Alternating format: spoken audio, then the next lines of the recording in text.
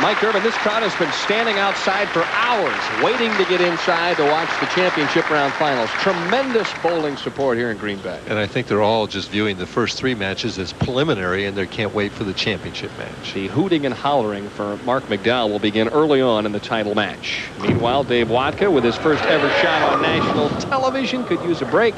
Doesn't get it, leaves the baby split. Well, at least he hit the headpin. Did you the first time? Yeah, I got a strike. I started on the left lane like he did, and I got a strike my first ball. I can still remember this huge crowd in Edison, New Jersey, 112 lane center. Oh, yeah, that was the biggest bowling center in the United States at one time. And they all cheered, and I got scared to death. Of course, you probably washed out on the next shot, right? Hard and straight, took the 3 out, and just what you don't want to happen, an open frame in the first frame. Well, Ferraro's had the 7-10 made at him and everything else in this streak. Not counting anything yet.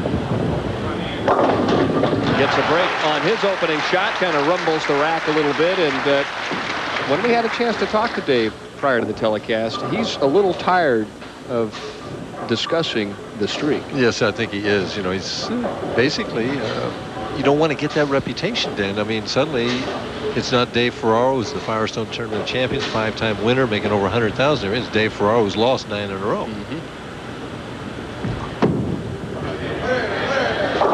He starts here with a double.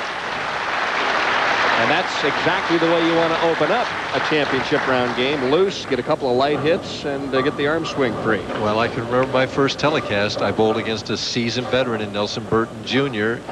I shot 160. He opened up with the first 6. So, well, he obviously knew he had a patsy. Right. Well, that's what everybody thought. Boy, David really acquitted himself beautifully last night. Bounces back, throws a key strike. He's got to do something here early on, or Ferraro will put him away early. Well, you just never know. A kid that has this kind of free swing and snap release, he can shoot 250 or 150. 5-step player, knees slightly bent all the way back at the end of the approach, or almost to the end. Pushes it out, high back swing, and really whacks on it at the end. He just saws it right off at the foul line, looking for a double and trying to climb back into the match. And the crowd oohs and ahs, and David will have to settle for a solid 10. He threw that one really well. At home, his parents in Las Vegas have all the family and friends over to watch the telecast. And, of course, his mother, a very good friend of mine, a player on the LPBT Tour. And, of course, she not only won a pro title, but also a WIBC national title. At the 10-pin. No trouble.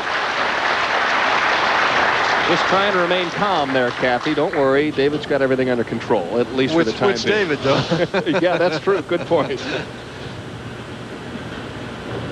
Ferraro leading by 21 in the early stages of our opening match.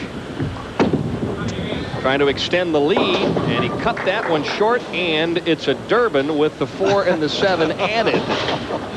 Oh, 4 when you hit the headpin. That never used to happen then. You could see the speed was just a lot less on that shot. See the difference in earnings between 1990 and 1991. That's because there's no victories here. Last year he had a Tournament of Champions victory.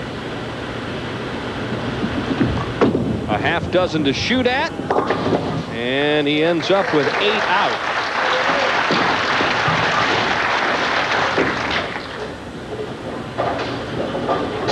Five-step player, holds the ball waist high, very short backswing, very little slide. And from that you could not tell anything that went wrong. But basically what went wrong was the speed was just too soft.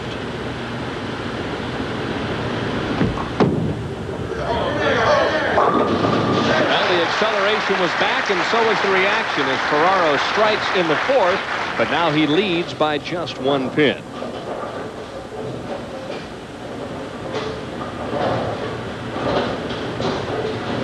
Interesting, Dan. He hasn't had a double yet in the match, and the other man has a double, and he's only 1 pin behind because of 4 and 8 out.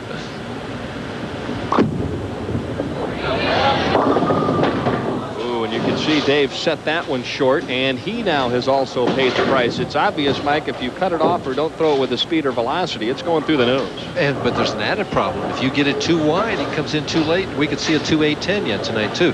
The lanes are just really a professional condition here. They're not easy, yet they're still scoreable if you make quality shots. That has a chance.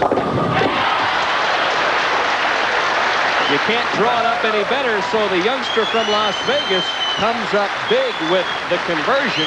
And, of course, last night he had a big victory in the position round just to get to this position. Last night he made the 2.810. Get a good look at him there. Yeah, there was a lot of luck involved in that game, but you got to have the breaks to get to the show, so I'll take it. To go along with converting the 2.810, he also had 3 Brooklyn strikes in that 258 game. So a lot of things went right for Dave Wodka to make the telecast, and now he's trying to make the most of the situation.